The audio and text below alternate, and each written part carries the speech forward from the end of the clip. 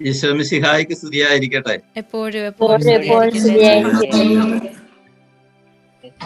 ഇന്ന് വിശുദ്ധ മർത്തായിയുടെ തിരുനാളാണ്.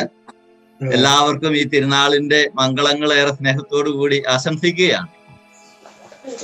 മർത്തായിയുടെ ജീവിതത്തിൽ നിന്ന് മറിയത്തിന്റെ ജീവിതത്തിലേക്കുള്ള ഒരു യാത്രയാണ് ഇന്ന് നാം പ്രത്യേകമായിട്ട് ചെയ്യുക. നാം കാണുന്ന ഒരു വിഷയം സ്വർഗോന്മുഖമായ ജീവിതത്തെ കുറിച്ചാണ്.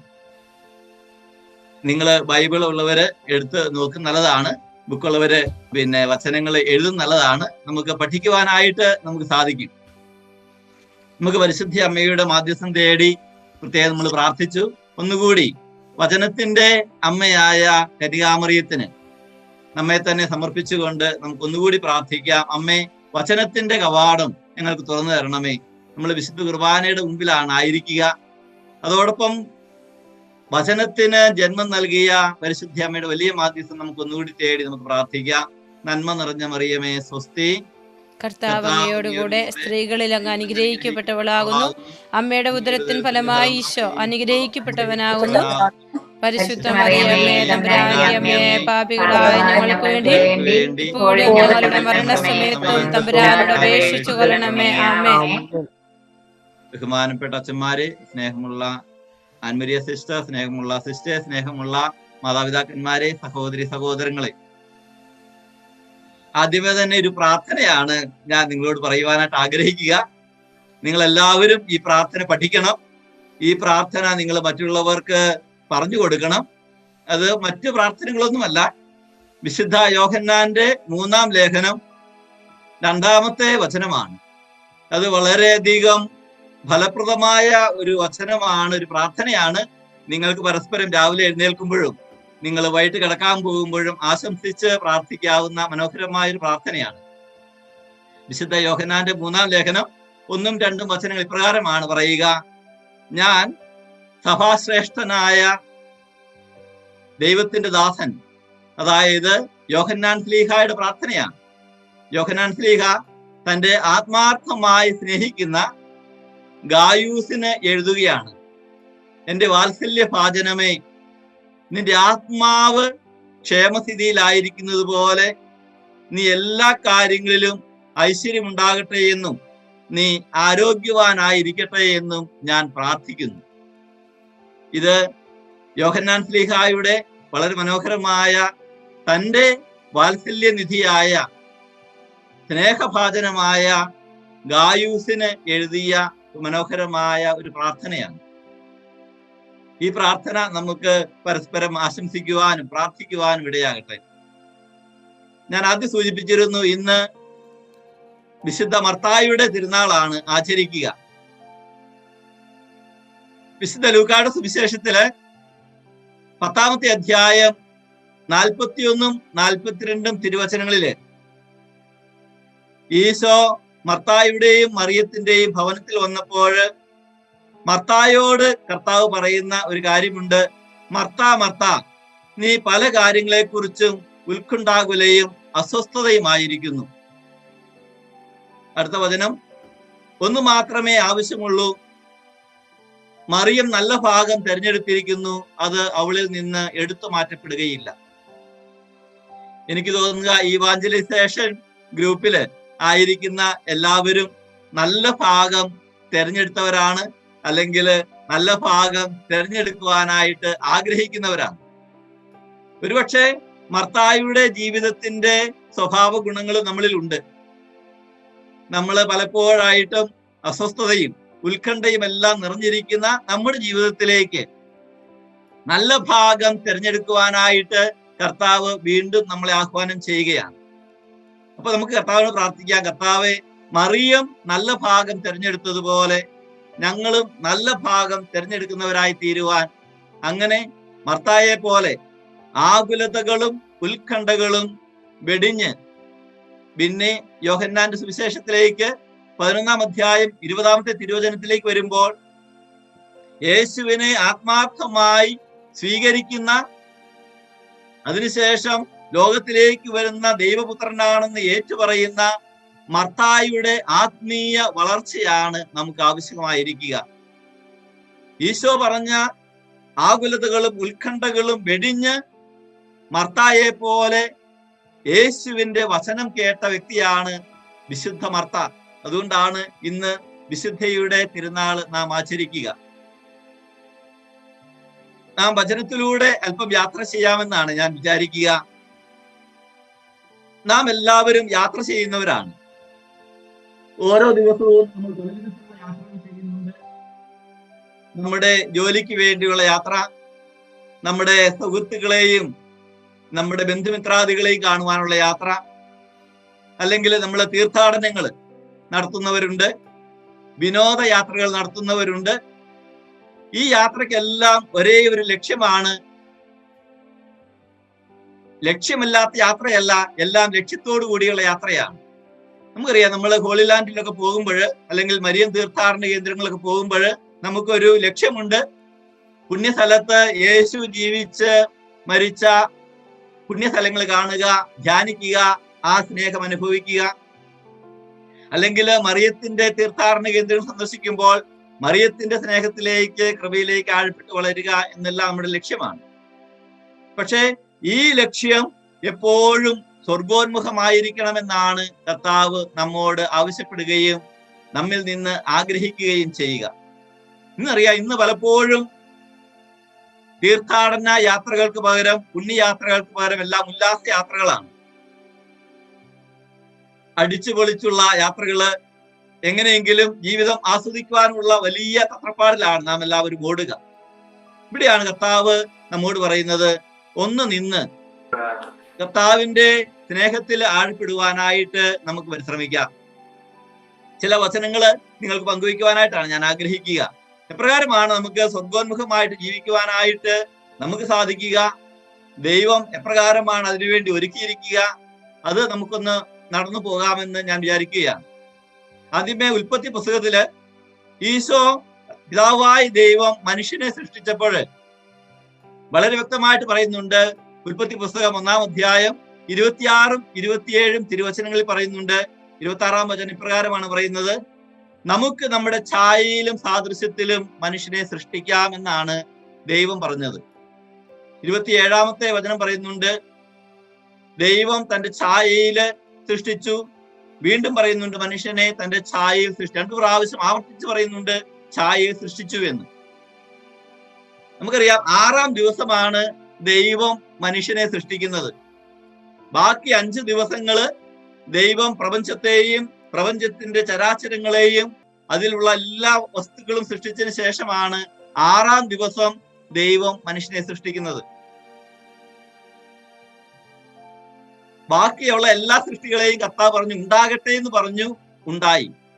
പക്ഷെ മനുഷ്യനെ സൃഷ്ടിക്കുന്ന സമയത്ത് ദൈവം പറഞ്ഞത് ഉണ്ടാകട്ടെ എന്ന് പറഞ്ഞില്ല.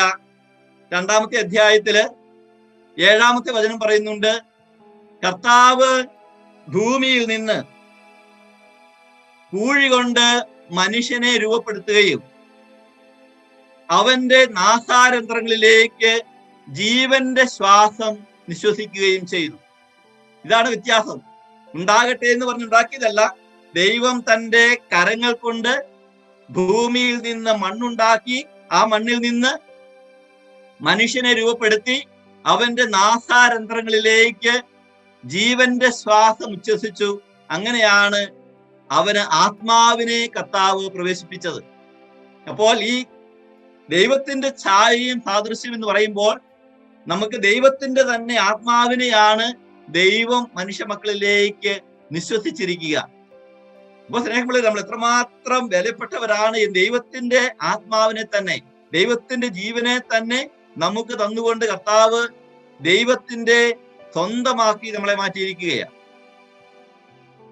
സങ്കീർത്തനം 8-ാം സങ്കീർത്തനത്തിൽ മുഴുവനും പറയുന്നുണ്ട്, മനുഷ്യൻ സൃഷ്ടിയുടെ മകുടമാണ് എന്ന്.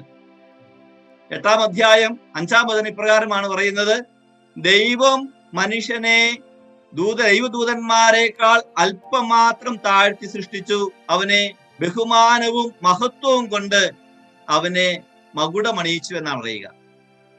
അപ്പൊ അവനെ ദൈവദൂതന്മാരെക്കാൾ അല്പം മാത്രം താഴ്ത്തി ബഹുമാനവും മഹത്വവും കൊണ്ട് അവനെ മകുടമണിയിച്ചു. അതുകൊണ്ടാണ് മനുഷ്യൻ സൃഷ്ടിയുടെ മകുടമായിട്ട് സങ്കീർത്തകൻ പറയുക, ദൈവം കാണുക.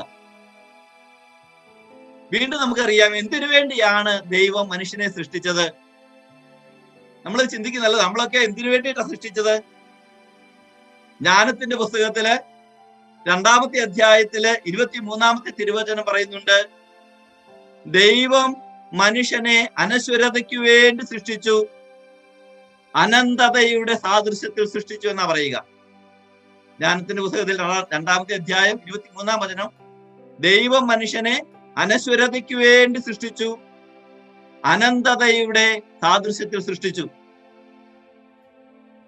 ഇത് മനസ്സിലാക്കണമെങ്കിൽ വിശുദ്ധ അഗസ്തീനോസിന്റെ മനോഹരമായ ഒരു വാചകമുണ്ട്, ദൈവമേ നീ എന്നെ നിനക്കായി സൃഷ്ടിച്ചു, നിന്നിൽ വിലയം പ്രാപിക്കുന്നതുവരെയും എന്റെ ആത്മാവ് അസ്വസ്ഥമായിരിക്കുന്നു. അപ്പോൾ നാം സൃഷ്ടിക്കപ്പെട്ടിരിക്കുന്നത് നമുക്ക് വേണ്ടിയല്ല, നാം സൃഷ്ടിക്കപ്പെട്ടിരിക്കുന്നത് ദൈവത്തിന് വേണ്ടിയാണ്. അപ്പൊ അതുകൊണ്ടാണ് അനശ്വരതയ്ക്ക് വേണ്ടി സൃഷ്ടിച്ചു, അനന്തതയുടെ സാദൃശ്യത്തിൽ സൃഷ്ടിച്ചു എന്ന്. വീണ്ടും വിശുദ്ധ അഗസ്തീനോസിന്റെ മറ്റൊരു വചനം കൂടി ഓർക്കുന്നത് നല്ലതാണ്, നിന്നെ കൂടാതെ നിന്നെ സൃഷ്ടിച്ച ദൈവം നിന്നെ കൂടാതെ നിന്നെ രക്ഷിക്കുകയില്ല. ഇത് നമ്മള് വളരെയധികം ധ്യാനിക്കേണ്ട ഒരു വിഷയമാണ്. നിന്നെ കൂടാതെ നിന്നെ സൃഷ്ടിച്ച ദൈവം നിന്നെ കൂടാതെ രക്ഷിക്കുകയില്ല. നമ്മുടെ ജനന സമയത്ത് ആരും നമ്മുടെ പെർമിഷൻ ചോദിച്ചില്ല. ദൈവം നമ്മുടെ പെർമിഷൻ ചോദിച്ചിട്ടല്ല നമുക്ക് ജന്മം നൽകിയത്. എന്നാൽ നാം രക്ഷിക്കപ്പെടണമെങ്കിൽ നമ്മുടെ സാന്നിധ്യവും നമ്മുടെ സഹകരണവും ദൈവത്തിന് ആവശ്യകമാണ് എന്ന് കർത്താവ് അല്ലെങ്കിൽ നമ്മുടെ അഗസ്തീനോസ് നമ്മെ പഠിപ്പിക്കുകയാണ്. അപ്പോൾ സ്നേഹമുള്ളവരെ, നമ്മുടെ രക്ഷിക്കപ്പെടുവാനായിട്ട് കർത്താവ് ആഗ്രഹിക്കുകയാണ്. ഞാൻ കഴിഞ്ഞ 2 വർഷം മുമ്പ് നാട്ടിൽ ഇപ്പൊ പോയിട്ട് 2 വർഷമായി. അപ്പോൾ പല വ്യക്തികളും എൻ്റെ അടുത്ത് വന്ന്, അച്ഛാ ഒരു LIC പ്രോഗ്രാം ഉണ്ട്, ഒരു പോളിസി ഉണ്ട്, എടുക്കാവോ? നമുക്കറിയാം LIC life insurance corporation of ഇന്ത്യയുടെ ഒരു ജീവിത പദ്ധതിയാണ്. പലരും എന്നോട് ചോദിച്ചു, അച്ഛാ ഒരു പോളിസി എടുക്കാവോ? അപ്പോൾ ഞാൻ പറഞ്ഞു, ഞാൻ പോളിസി എടുത്തിട്ട് LIC എടുത്തിട്ട് ഏതാണ്ട് 25 വർഷം കഴിഞ്ഞു. അച്ഛനായപ്പോ ആ ദിവസം LIC പോളിസി എടുത്തതാ. അപ്പൊ അവര് പറഞ്ഞു, ഭയങ്കര മിടുക്കനാണല്ലോ, കാരണം നേരത്തെ തന്നെ അച്ഛൻ LIC പോളിസി എടുത്തല്ലോ. ഞാൻ അതിനുശേഷം അവരോട് പറഞ്ഞു, എന്റെ LIC പോളിസി നിങ്ങളും എടുക്കുവാനായിട്ടാണ് ഞാൻ ആഗ്രഹിക്കുക. ഞാനും ഈ ഒരു പോളിസി നിങ്ങൾ ചേരുവാനായിട്ട് ആഗ്രഹിക്കുന്നു.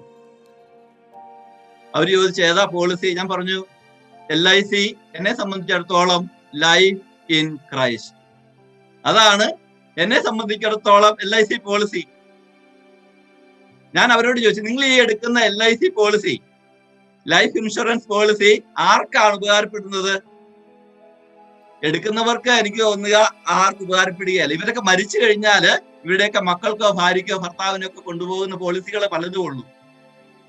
എന്നാൽ ലൈഫ് ഇൻ ക്രൈസ്റ്റ് ഈ പോളിസിയിൽ നാം അംഗമാകുകയാണെങ്കിൽ അതിന്റെ ബെനഫിറ്റ് നമുക്കാണ്, അത് സ്വർഗത്തിലേക്ക് നമ്മൾ എത്തിക്കുന്നതാണ്. അതിന്റെ എല്ലാ ആനുകൂല്യങ്ങളും അവകാശങ്ങളും നമുക്ക് മാത്രം നിക്ഷേപിക്കപ്പെട്ടതാണ്. അങ്ങനെ ഒത്തിരി പേരെ ഞാൻ ഈ LIC പോളിസിയിലേക്ക് ചേർക്കുകയുണ്ടായി, ഇപ്പോഴും ചേർത്തുകൊണ്ടാണ് ഇരിക്കുക. നിങ്ങൾ എല്ലാവരെയും ഞാൻ ഇപ്പൊ 155 പേര് ഇതിനകത്ത് പങ്കെടുക്കുന്നുണ്ട്. നിങ്ങൾ എല്ലാവരും ഈ ധ്യാനത്തില് ഈ ഒരു പോളിസി സ്വന്തമാക്കി നമ്മുടേതാക്കണം. കാരണം ഇത് ആത്മാവിന്റെ ഇൻഷുറൻസ് ആണ്. നമ്മൾ എല്ലാത്തിനും ഇൻഷുറൻസ് എടുക്കുന്നവരാണ്. നമ്മുടെ വീടിന് ഇൻഷുറൻസ് ഉണ്ട്, നമ്മുടെ കാറിന് ഇൻഷുറൻസ് ഉണ്ട്, നമ്മുടെ ടിവിക്ക് നാം ഉപയോഗിക്കുന്ന എല്ലാ സാധനങ്ങൾക്കും ഇൻഷുറൻസ് ഉണ്ട്. പക്ഷെ ഇതുകൊണ്ട് നമുക്ക് ഹൃദയ സമാധാനമോ ശാന്തതയോ നമുക്ക് ലഭിക്കാറുണ്ടോ? എന്നാൽ ഈ LIC ലൈഫ് ഇൻ ക്രൈസ്റ്റ് പോളിസിയിൽ അംഗമായി കഴിഞ്ഞു കഴിഞ്ഞാൽ നമുക്ക് ആന്തരികമായ സമാധാനമുണ്ട്, നമ്മുടെ ജീവിതം സ്വസ്ഥതയിലേക്ക് നയിക്കുകയും ദൈവം തന്നെ അതിന് ഉത്തരവാദിത്വം നമുക്ക് നൽകുകയും ചെയ്യും. അതുകൊണ്ട് എല്ലാവരും ആത്മാവിന്റെ ഇൻഷുറൻസ്, അതുകൊണ്ടാണ് യോഹന്നാൻ ശ്ലീഹ പ്രാർത്ഥിച്ചത്, നിന്റെ ആത്മാവ് ക്ഷേമസ്ഥിതിയിലായിരിക്കുന്നത് പോലെ നീ എല്ലാ കാര്യങ്ങളിലും ഐശ്വര്യമുണ്ടാകട്ടെ എന്നും നീ ആരോഗ്യവാനായിരിക്കട്ടെ എന്നും ഞാൻ പ്രാർത്ഥിക്കുന്നു എന്ന് യോഹന്നാൻ ശ്ലീഹ ആത്മാർത്ഥ സുഹൃത്തായ ഗായിസിനെ പറഞ്ഞത്. സ്നേഹമുള്ളവർ, നമുക്കറിയാം ദൈവം തന്റെ ഛായയെ സൃഷ്ടിച്ചിട്ട് മനുഷ്യൻ പാപം ചെയ്ത് അകന്നുപോയി.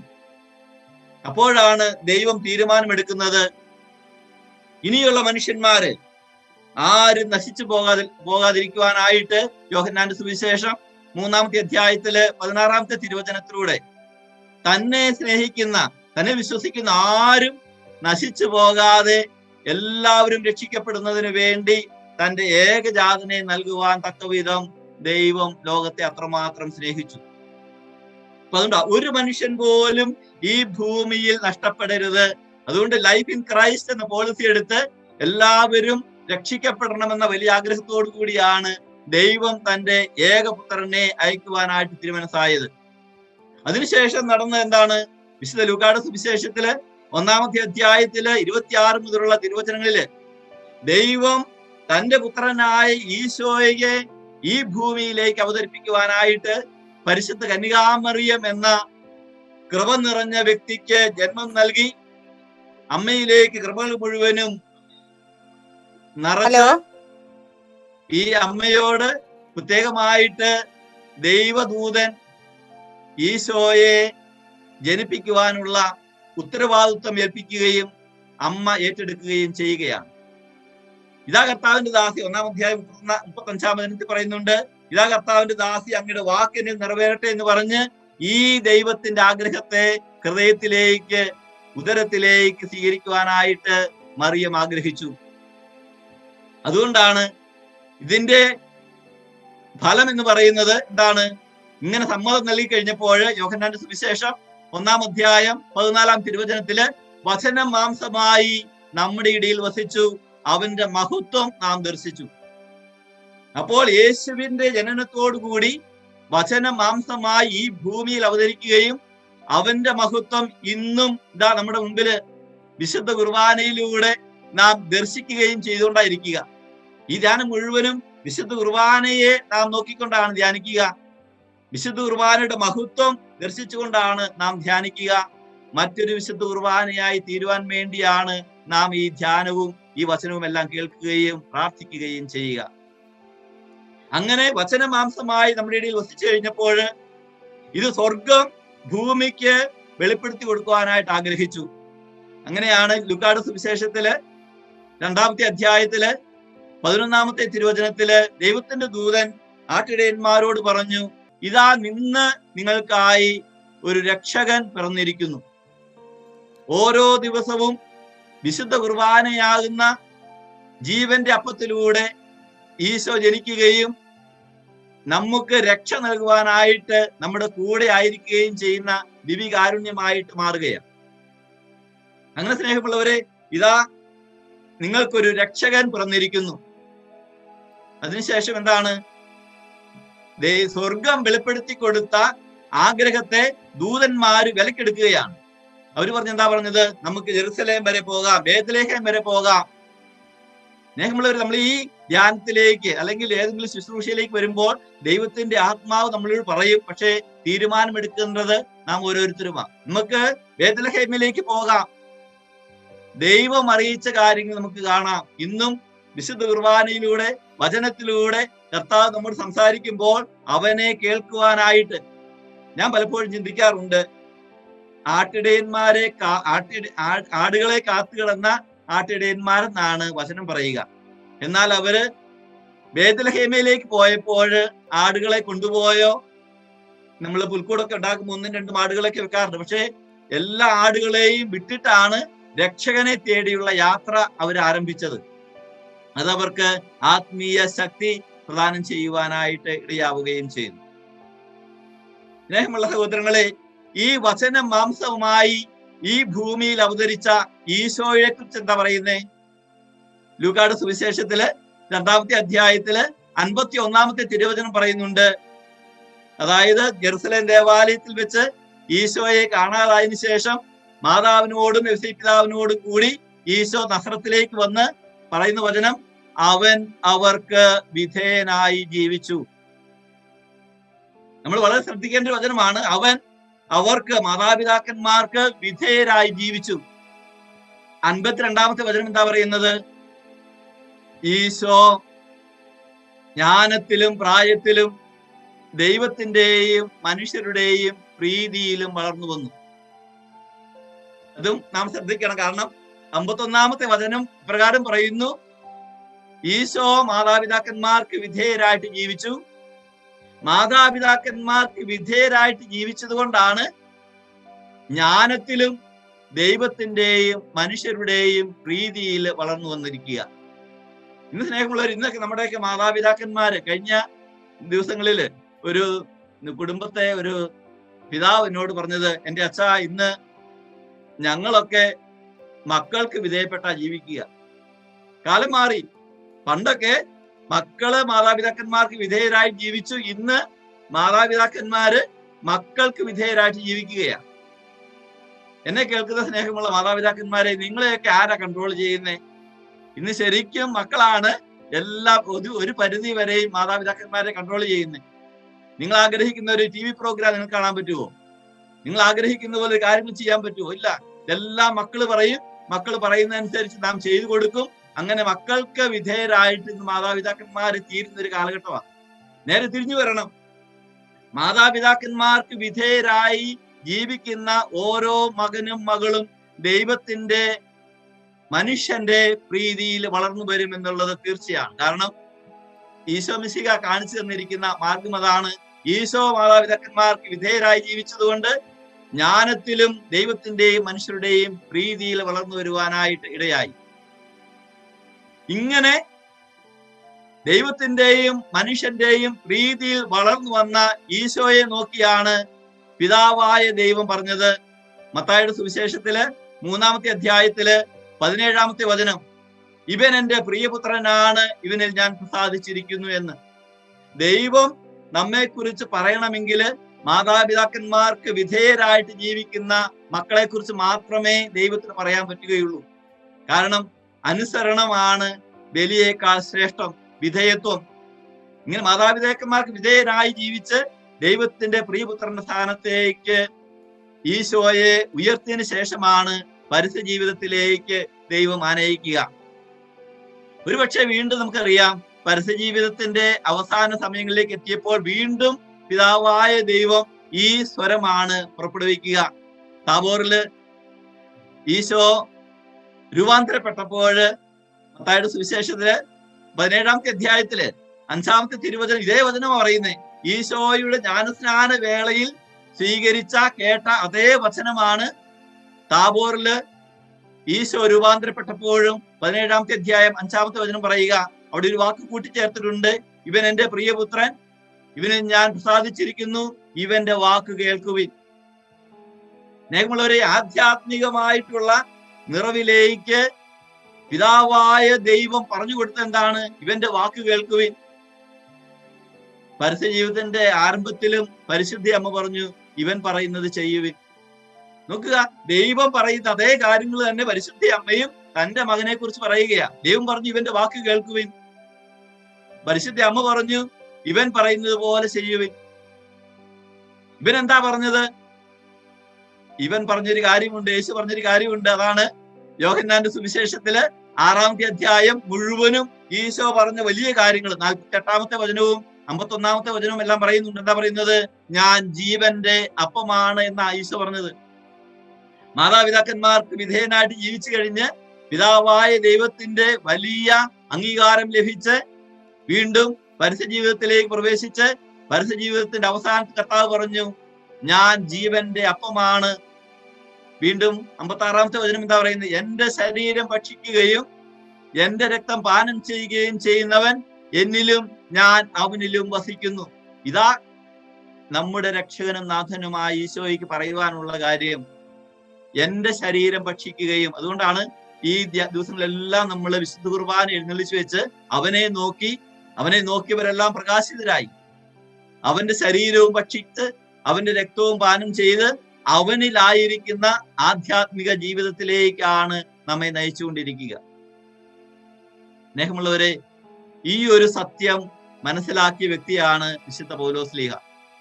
ഇന്നലെ നമ്മള് വിശുദ്ധ അൽഫോൻസാമ്മയുടെ തിരുനാൾ ആചരിച്ചു. ഇന്ന് വിശുദ്ധ മർത്തായുടെ തിരുനാൾ ആചരിച്ചു. അനേകം വിശുദ്ധരെ നാം ഓർക്കുകയും പ്രാർത്ഥിക്കുകയും ഒക്കെ ചെയ്യുന്നുണ്ട്. പക്ഷേ ഈ വിശുദ്ധന്മാരെല്ലാവരും വിശുദ്ധ കുർബാനയാകുന്ന ആത്മീയ ഭക്ഷണം കഴിച്ച് ദൈവത്തിന്റെ ഈ വചനത്തിന്റെ ശക്തി തിരിച്ചറിഞ്ഞവരാണ്. എന്റെ ശരീരം ഭക്ഷിക്കുകയും എന്റെ രക്തം പാനം ചെയ്യുകയും ചെയ്യുന്നവൻ അവൻ എന്നിലും വസിക്കുന്നു എന്ന്. അതുകൊണ്ടാണ് ഗലാത്യ ലേഖനത്തില് 2-ാമത്തെ അധ്യായത്തില് 20-ാമത്തെ തിരുവചനത്തില് പൗലോസ് ശ്ലീഹ പറയുക, ഇനി ഞാനല്ല, ക്രിസ്തു എന്നിൽ ജീവിക്കുന്നു. ഇതാണ് വിശുദ്ധ കുർബാന വിശുദ്ധിയോടുകൂടി സ്വീകരിച്ച വിശുദ്ധ പൗലോസ് ശ്ലീഹായ്ക്ക് പറയാനുണ്ടായിരുന്നത്. ഇനി ഞാനല്ല ജീവിക്കുന്നത്, ക്രിസ്തുവാണ് എന്നിൽ ജീവിക്കുന്നത് എന്ന്. അടുത്ത ആ 20-ാമത്തെ വചനം തന്നെ എന്താ പറയുന്നത്?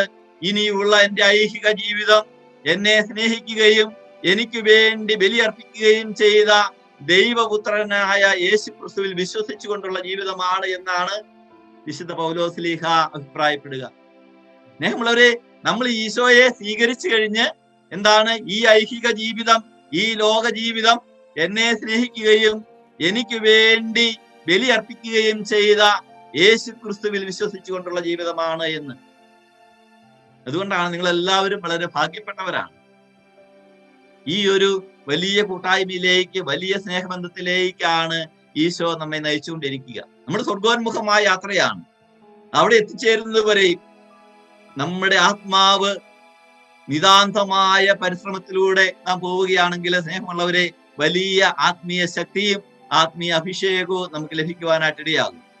ഇങ്ങനെ ഈശോയെ സ്നേഹിച്ച് ഈശോയായി മാറി ഇനി ഞാനല്ല മിശിഹാ എന്നിൽ ജീവിക്കുന്നു എന്ന് പറഞ്ഞ് മറ്റൊരു ക്രിസ്തുവായി നാം രൂപപ്പെടുമ്പോൾ സ്നേഹമുള്ളവരെ, നമുക്ക് കർത്താവ് പറയുന്ന ഒരു വചനമുണ്ട്. എന്താണ്? വിശുദ്ധ പൗലോസ് ശ്ലീഹ തിമോത്തിയോസിനെ എഴുതിയ 2-ാം ലേഖനം 4-ാം അധ്യായം 6ഉം 7ഉം തിരുവചനങ്ങൾ നാം ഓർക്കുന്ന നല്ലതാണ്. നമ്മൾ ഒത്തിരി പ്രാവശ്യം കേട്ടിട്ടുള്ള ഒരു വചനങ്ങളാണ്. വിശുദ്ധ പൗലോസ് ശ്ലീഹ തിമോത്തിയോസിനെ എഴുതിയ 2-ാം ലേഖനം 4-ാം അധ്യായം 6ഉം 7ഉം തിരുവചനങ്ങൾ. വചനപ്രകാരമാണ് പറയുന്നത്, ഞാൻ ബലിയായി അർപ്പിക്കപ്പെടേണ്ട സമയം ആസന്നമായിരിക്കുന്നു. ഇതാ നമ്മുടെയൊക്കെ ജീവിതത്തിന്റെ നിമിഷങ്ങൾ, അല്ലെങ്കിൽ സ്വർഗത്തിലേക്ക് പോകുവാനുള്ള സമയമായി എന്ന് തിരിച്ചറിയുകയാണ് പൗലോസ് ശ്ലീഹ. അദ്ദേഹം പറയുകയാണ്, ഞാൻ ബലിയായി അർപ്പിക്കപ്പെടുവാനുള്ള സമയം ആസന്നമായിരിക്കുന്നു. എന്നിട്ട് അദ്ദേഹം പറയുകയാണ്, എന്റെ സമയം ഇതാ അടുത്തിരിക്കുന്നു. ഈ ലോകം വിട്ടു പോകുവാനുള്ള സമയമായി പൗലോസ് ശ്ലീഹ പോലും തിരിച്ചറിയുകയാണ്. അദ്ദേഹം 3 കാര്യങ്ങൾ പറയുന്നുണ്ട്. എന്താണ്? ഞാൻ നന്നായി പൊരുതി, ഞാൻ എന്റെ വിശ്വാസം കാത്തു, ഞാൻ നല്ല ഓട്ടം ഓടി. നമ്മൾ സാധാരണ മരിച്ചു കഴിഞ്ഞ് മുടി അണിയിക്കുന്ന അവസരത്തില് പ്രത്യേകമായിട്ട് പ്രാർത്ഥിക്കുന്നതാണ്, ഞാൻ എന്റെ ഓട്ടം പൂർത്തിയാക്കി, ഞാൻ എന്റെ വിശ്വാസം കാത്തു സൂക്ഷിച്ചു, നീതിയുള്ള ന്യായാധിപനായ ദൈവം നീതിയുടെ കിരീടം എന്നെ അണിയിക്കട്ടെ എന്ന്. സ്നേഹമുള്ളവർ, ഇതാണ് നമ്മുടെ ആധ്യാത്മിക ജീവിതത്തിന്റെ ശക്തി കേന്ദ്രം. നാം ഈ ഓട്ടം ഓടണം, നന്നായി പൊരുതണം. നമുക്കറിയാം, എഫേസ്യർക്കാർക്ക് എഴുതിയ ലേഖനത്തിൽ 6-ാമത്തെ അധ്യായത്തില് 10 മുതൽ 17 വരെയുള്ള തിരുവചനങ്ങളില് ആത്മീയമായ സമരത്തെക്കുറിച്ച് പൗലോസ് ശ്ലീഹ പറയുന്നുണ്ട്. അതിനകത്ത് ഒത്തിരി കാര്യങ്ങൾ പറയുന്നുണ്ട്. ആത്മീയമായ ഒരു സമരം നടത്തി നമ്മൾ ദൈവിക കൃപയിലേക്ക് ആഴപ്പെട്ടു വളരുകയാണ്. ആത്മാവിന്റെ ഇൻഷുറൻസ് നമ്മൾ വീണ്ടും വീണ്ടും പുതുക്കുകയാണ്. വചനത്തിലൂടെ, ഉദാശകളിലൂടെ, വിശുദ്ധ കുർബാനയിലൂടെയല്ല. പൗലോസ് ശ്ലീഹ പറയുകയാണ്, ഇനി എന്താണ്? ഞാൻ നല്ലവണ്ണം ഓട്ടം ഓടി. എന്നെ കേൾക്കുന്ന സ്നേഹമുള്ള സഹോദര സഹോദരി, നമ്മൾ ഈ ഓട്ടം എന്തുമാത്രം ഓടുന്നുണ്ട്? നാം ദൈവത്തിന് വേണ്ടിയാണോ ഓടുക? ഞാനൊരു സംഭവം ഓർക്കുക. ഞാൻ 2002 ഒരു ശവസംസ്കാരം നടത്തിയപ്പോൾ ഞാൻ ആദ്യമായിട്ട് എങ്ങനെ ഒരു ശവസംസ്കാരത്തിൽ പങ്കെടുക്കുക. അത് ഒരു അപ്പന്റെ ഒരു ഇടവകയിലെ ഒരു കാർന്നവരുടെ ശവസംസ്കാര കർമ്മമാണ്. അതിൻ്റെ അകത്ത് പങ്കെടുത്ത് ഞാൻ പ്രസംഗം പറഞ്ഞുകൊണ്ടിരുന്നപ്പോൾ ഞാൻ ഈ പ്രാർത്ഥന പറഞ്ഞു. എന്താണ്? ഈ അപ്പച്ചൻ നല്ലവണ്ണം ഓട്ടം ഓടി, വിശ്വാസം കാത്തു സൂക്ഷിച്ചു, അതുകൊണ്ട് കർത്താവ് നീതിയുള്ള മുടി അണിയിക്കട്ടെ.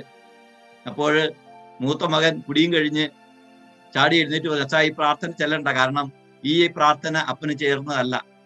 അപ്പൻ വിശ്വാസത്തിന്റെ ജീവിതം നയിച്ചിട്ടില്ല, നല്ല ഓട്ടം ഓടിയിട്ടില്ല. ഇങ്ങനെ വിശ്വാസ ജീവിതം നയിക്കാത്ത, നല്ല ഓട്ടം ഓടാത്ത, ദൈവത്തിന് വേണ്ടി ജീവിക്കാത്ത ഈ അപ്പന് എങ്ങനെയാണ് നീതിയുടെ കിരീടം ലഭിക്കുക എന്ന് നല്ല മദ്യപാനവും നടത്തി വിളിച്ചു പറയുന്ന ഒരു മകനെ ഞാൻ കാണുകയുണ്ടായി. സ്നേഹമുള്ളവർ, നമ്മളൊക്കെ എന്തിനായി മുടി ധരിപ്പിക്കുന്നത്? നമ്മൾ മരിച്ചു കഴിഞ്ഞ് കിട്ടേണ്ട മുടിയല്ല ഇത്. ജീവിതകാലത്ത് ജീവിച്ചതിന്റെ പ്രതിഫലമാണ് ഈ മുടി. നമുക്കറിയാം, പലപ്പോഴും നമ്മൾ മരിച്ചു കഴിഞ്ഞ് നമ്മൾ വെക്കുന്ന 2-3 സാധനങ്ങൾ ഓർക്കും നല്ലതാ. ഒന്ന്, കയ്യിൽ ഒരു കുരിശ് പിടിപ്പിക്കും. 2, ഒരു പൊട്ടിയൊരു കൊന്തയെങ്കിലും ഇടും. ഇത് 2 സാധനവും ജീവിതകാലത്ത് ജീവിച്ചിരിക്കുമ്പോൾ നാം പിടിക്കുകയും പ്രാർത്ഥിക്കുകയും ചെയ്തു കഴിഞ്ഞാൽ ജീവന്റെ കിരീടം കിട്ടും. നമ്മൾ മരിച്ചു കഴിഞ്ഞ് ആൾക്കാരെ കാണിക്കാനായിട്ട് നമ്മൾ ഷൂസ് ഇടിയിക്കും. നമ്മൾ നന്നായിട്ടുള്ള കയ്യുറ കാലുറ എല്ലാം ഇടിയിക്കും. കയ്യിൽ ഒരു കുരിശും പിടിപ്പിക്കും, കയ്യിൽ ഒരു കൊന്തയും പിടിപ്പിക്കും. ബാക്കിയെല്ലാം എടുക്കും. സ്വർണത്തിന്റെ ആഭരണങ്ങളെല്ലാം എടുത്തിട്ട് പൊട്ടിയ കൊന്തയും കുരിശും നമുക്ക് തന്നു വിടും. ഇത് ജീവിതകാലത്ത് നാം പിടിക്കാനും പ്രാർത്ഥിക്കുവാനും തുടങ്ങിക്കഴിഞ്ഞാൽ നമ്മുടെ ആധ്യാത്മിക ജീവിതം ദൈവിക സന്നിധിയിലേക്ക് ഉയർത്തപ്പെടും. അതുകൊണ്ട് സ്നേഹമുള്ള സഹോദരി സഹോദരങ്ങളെ, ഇവിടെ ഇരിക്കുന്ന എല്ലാവരും തന്നെ ഒരുപക്ഷെ സ്വർണ്ണമൊക്കെ ഇടുന്നവരായിരിക്കാം. നിങ്ങൾ മരിച്ചു കഴിഞ്ഞാൽ ഈ സ്വർണം ഒന്നും ഇട്ട് നിങ്ങളെ സ്വർഗീയ സന്നിധിയിലേക്ക് ഒരു അപ്പനും ഒരു ഭാര്യയും ഒരു ഭർത്താവും മക്കളും പറഞ്ഞു വിടുകയില്ല. സാധിക്കുകയാണെങ്കിൽ പൊട്ടി കുരിശ് പോലും ഇല്ലാത്ത കൊന്തയായിരിക്കും നിങ്ങൾക്ക് തന്നു വിടുക. അതുകൊണ്ട് ഇപ്പൊ ജീവിതകാലത്ത് ഈ കുരിശ് പിടിക്കുവാനും അൽഫോൻസാമയെ പോലെ കുരിശ് പിടിച്ച് ദൈവത്തിലേക്ക് യാത്ര ചെയ്യുവാനും ഈ ജപമാല ജീവിതത്തില് ജീവിച്ചിരിക്കുന്ന കാലത്ത് ചെല്ലുവാൻ നാം സാധിച്ചു കഴിയുമ്പോൾ കർത്താവ് നമുക്ക് ജീവന്റെ കിരീടം തരും. ഇങ്ങനെ ജീവന്റെ കിരീടത്തിന് അർഹനായി കഴിയുമ്പോൾ ലൂക്കായുടെ സുവിശേഷത്തില് 23-ാമത്തെ അധ്യായത്തില് 43-ാമത്തെ വചനം, പിതാവായ ദൈവം തന്റെ പുത്രനായ യേശു ക്രിസ്തു വഴി നമ്മോട് പറയും, ഇന്ന് നീ എന്നോട് കൂടെ പർദീസായിലായിരിക്കും. ഇതാണ് ഒരു ആധ്യാത്മിക വളർച്ചയുടെ ശക്തി. കർത്താവ് പറയും, ഇന്ന് നീ ഇപ്രകാരം വിശ്വാസം ജീവിച്ചതുകൊണ്ട്, കുരിശും ജപമാലയും വിശുദ്ധ കുർബാനയും ഒക്കെ ജീവിതത്തിന്റെ ശക്തിയായി സ്വീകരിച്ചതുകൊണ്ട് ദൈവം പറയും, നീ ഇന്ന് എന്നോട് കൂടെ പർദീസായിലായിരിക്കും.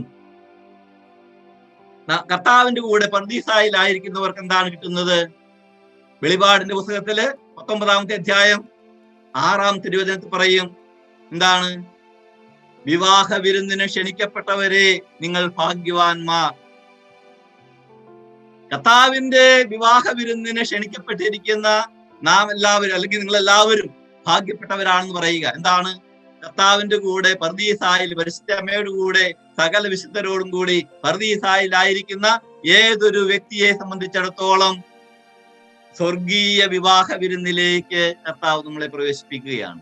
ഇതുവരെയുള്ള ഒരു നിതാന്തമായ പരിശ്രമമാണ് നമ്മുടെ ജീവിതത്തിന് ആവശ്യമായിരിക്കുക. അതുകൊണ്ട് സ്നേഹമുള്ള സഹോദരി സഹോദരങ്ങളെ, നമ്മുടെ ജീവിതം സ്വർഗോന്മുഖമായി മാറണം. നമുക്ക് ഇന്ന് ഈ LIC പോളിസി എടുക്കുവാനായിട്ട് ഞാൻ നിങ്ങൾ എല്ലാവരെയും ആഹ്വാനം ചെയ്യുകയാണ്. നിങ്ങൾ എടുക്കുക. കാരണം ആർക്കും എടുക്കാൻ താല്പര്യം ഇല്ലെന്ന് തോന്നുന്നു, പറയുന്നു കേൾക്കുന്നുണ്ട്. തീർച്ചയായിട്ടും എടുക്കണം കേട്ടോ, നമ്മൾ എടുക്കണം. തീർച്ചയായിട്ടും നമ്മൾ ഇന്ന് മുതൽ നമ്മളെ ഈ ഒരു പോളിസി എടുത്തുകൊണ്ട് നമ്മൾ മുന്നോട്ട് പോകാനായിട്ട് ആഗ്രഹിക്കുകയാണ്. അങ്ങനെ നമ്മുടെ ആധ്യാത്മിക ജീവിതം, കർത്താവിന്റെ ഒരു പദ്ധതിയുണ്ട്.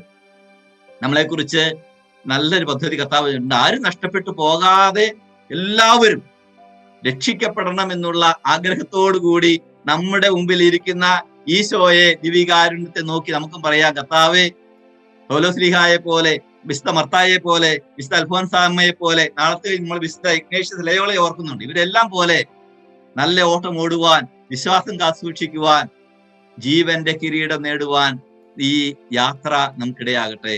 അങ്ങനെ തുടങ്ങി വെച്ച യാത്ര ദൈവത്തിങ്കിലേക്ക് എത്തിച്ചേരുവോളം നമ്മുടെ ഭാഗത്തു നിന്നും എന്താണ്, മർത്തായിൽ നിന്നും മറിയത്തിലേക്കുള്ള ഒരു യാത്രയായി മാറട്ടെ. ഒന്ന് മാത്രം തിരഞ്ഞെടുത്ത് ഇതിനു വേണ്ടി ജീവനും ജീവിതവും ഹോമിക്കുവാനായിട്ട് നമുക്കിടയാകട്ടെ. നമ്മൾ വിശുദ്ധ കുർബാനയിൽ നമുക്ക് പ്രാർത്ഥിക്കാം, ആശീർവാദം സ്വീകരിച്ചുകൊണ്ട്. അല്പസമയം നമ്മൾ നാളെയുമുണ്ട്. നാളെ നമ്മുടെ ആധ്യാത്മിക ജീവിതത്തെ തടസ്സപ്പെടുത്തുന്ന കാര്യങ്ങളെ കുറിച്ചാണ് നാം കേൾക്കുക. ഇനി ഇതൊരു നമ്മൾ കുടുംബമായിട്ട് അങ്ങ് നമുക്ക് ധ്യാനിച്ച് ദൈവകൃപയിലേക്ക് ആഴപ്പെടുവാനായിട്ട് നമുക്ക് സാധിക്കട്ടെ എന്ന് പ്രത്യേകമായിട്ട് പ്രാർത്ഥിക്കാം. ഈ വികാരണത്തെ നോക്കി നമ്മുടെ വേദനകളും നമ്മുടെ ആകുലതകളും കർത്താവ് മത്തായിട്ട് പറഞ്ഞതുപോലെ നമ്മളെല്ലാം പലതിനെ കുറിച്ചും ആകുലപ്പെട്ടും അസ്വസ്ഥതപ്പെട്ടും കഴിയുമ്പോൾ കർത്താവ് നമ്മോട് പറയുന്നു, ഒന്ന് മാത്രമേ ആവശ്യമുള്ളൂ. മറിയം നല്ല ഭാഗം തെരഞ്ഞെടുത്തു, അത് അവളിൽ നിന്ന് മാറ്റപ്പെടുകയില്ല. നമുക്കും നല്ല ഭാഗം തെരഞ്ഞെടുക്കാം.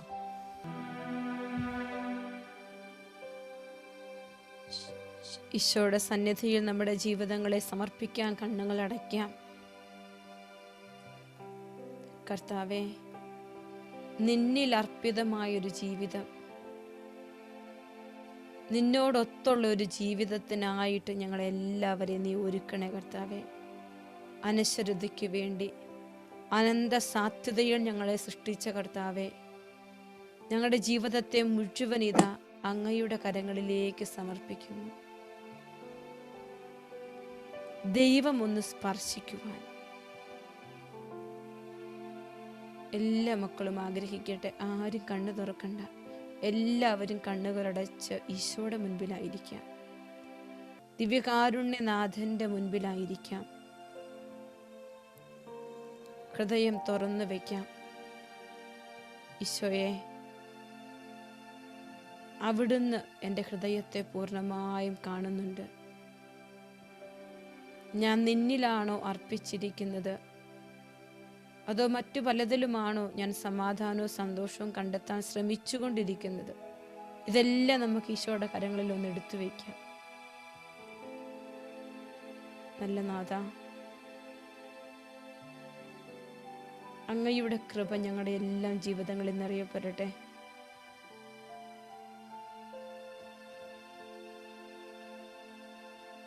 ഈശോയുടെ മുൻപിൽ ഇരുന്ന് നമ്മൾ ഇങ്ങനെ ഓരോന്നായിട്ട് പ്രാർത്ഥിക്കുമ്പോൾ ഈശോ ഒന്നും കേൾക്കാതെ പോവില്ല. ഈശോ എല്ലാം കേൾക്കും, എല്ലാം കാണും, എല്ലാം അറിയും.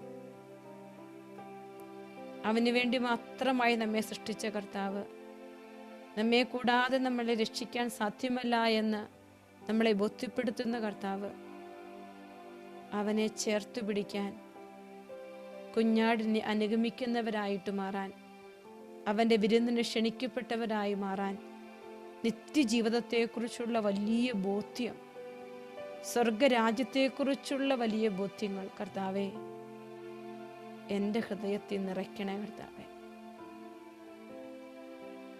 അതിനുള്ള കൃപ എനിക്ക് തരണമേ എന്ന് എല്ലാ മക്കളും ഈശോയോട് പ്രാർത്ഥിക്കട്ടെ. കൃപയേകണേ നാഥ.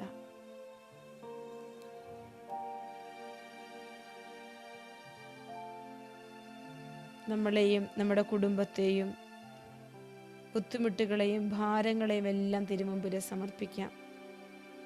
നമ്മൾ എത്ര നന്മ ചെയ്താലും പലപ്പോഴും തിന്മയുടെ കുത്തുവാക്കുകളായിരിക്കും നമുക്ക് കിട്ടുക. അതെല്ലാം നമുക്ക് ഈശോയുടെ കരങ്ങളിലേക്ക് കൊടുക്കാം. ഇതെല്ലാം ചേർത്ത് പിടിക്കുമ്പോൾ, ഈ കുരിശ് ചേർത്ത് പിടിക്കുമ്പോൾ, ഈ നുറുങ്ങപ്പെട്ട ഈ മുറിയപ്പെട്ട അവസരങ്ങളെ ചേർത്ത് പിടിക്കുമ്പോൾ സ്വർഗത്തിലേക്കൊരു വഴി ഈശോ എൻ്റെ മുമ്പിൽ തുറന്നു വെച്ചിരിക്കുകയാണെന്നുള്ള ബോധ്യത്തോടെ ഈ രൂപതയെയും അഭിയൊന്ന് പിതാവിനെയും എല്ലാ വൈദികരെയും എല്ലാ സിസ്റ്റേഴ്സിനെയും എല്ലാ കുടുംബങ്ങളെയും നമുക്ക് സമർപ്പിക്കാം. ധ്യാന ദിവസങ്ങളെ പ്രത്യേകം നമുക്ക് സമർപ്പിച്ച് പ്രാർത്ഥിക്കാം. ശരിക്കും സ്വർഗീയ ജീവിതത്തെക്കുറിച്ചുള്ള വലിയൊരു ബോധ്യത്തിലൂടെ ഈശോ നമ്മളെ കൂട്ടിക്കൊണ്ടു പോവുകയാണ്. നമ്മൾ കുറേയധികം പാട്ടുപാടി സ്തുതിച്ചും അത്ഭുതങ്ങളും അടയാളങ്ങളും അനുഭവങ്ങളും കേൾക്കുന്നതിനപ്പുറത്ത് ഈ ജീവിതത്തിൻ്റെ അപ്പുറത്ത് മറ്റൊരു ജീവിതമെന്നുള്ള ബോധ്യത്തിലേക്ക് ഈശോ നമ്മളെ നയിച്ചുകൊണ്ടിരിക്കുന്ന ദിവസങ്ങളാണ് ഈ ദിവസങ്ങൾ. സാധിക്കുന്നിടത്തോളം ആളുകൾ ശുശ്രൂഷയിൽ പങ്കെടുക്കാൻ നിങ്ങൾ കൂട്ടിക്കൊണ്ട് വരണം. കാരണം സ്വർഗത്തെക്കുറിച്ചുള്ള ചിന്തയില്ലെങ്കിൽ ഒരു മനുഷ്യൻ ഈ ഭൂമിയിൽ ജീവിക്കുന്നതിൽ അർത്ഥമില്ല. ആത്മാവ് നഷ്ടപ്പെട്ടാൽ എന്തു ഫലമാണുള്ളത് പ്രിയപ്പെട്ടവരെ? ഈ ദിവസ ശുശ്രൂഷകളിൽ പങ്കുചേരാൻ നിങ്ങൾ സാധിക്കുന്നിടത്തോളം ആളുകളെ അറിയിക്കുക, കൂട്ടിക്കൊണ്ട് വരിക, അവരെയൊക്കെ ചേർത്ത് പിടിക്കുക. പ്രാർത്ഥിച്ചുകൊണ്ട് ഈശോയുടെ വചനത്തിലേക്ക് ഇറങ്ങിയിരിക്കാൻ നമുക്ക് ശ്രമിച്ചുകൊണ്ട് അതിനായി ആഗ്രഹിച്ച് ദിവ്യകാരുണ്യനാഥൻ്റെ ആശീർവാദം സ്വീകരിക്കാം. വിശുദ്ധമ്മയ്ക്ക് ഈ രാത്രിയെ നമ്മളെ ഓരോരുത്തരെയും സമർപ്പിച്ചുകൊണ്ട് നമുക്ക് പ്രാർത്ഥിക്കാം. നന്മ നിറഞ്ഞ മറിയമേ സ്വസ്തി, കർത്താവ് അങ്ങയോടുകൂടെ സ്ത്രീകളിൽ അങ്ങ് അനുഗ്രഹിക്കപ്പെട്ടവളാകുന്നു. അങ്ങയുടെ ഉദരത്തിൻ ഫലമായി ഈശോ അനുഗ്രഹിക്കപ്പെട്ടവനാകുന്നു. പരിശുദ്ധ മറിയമേ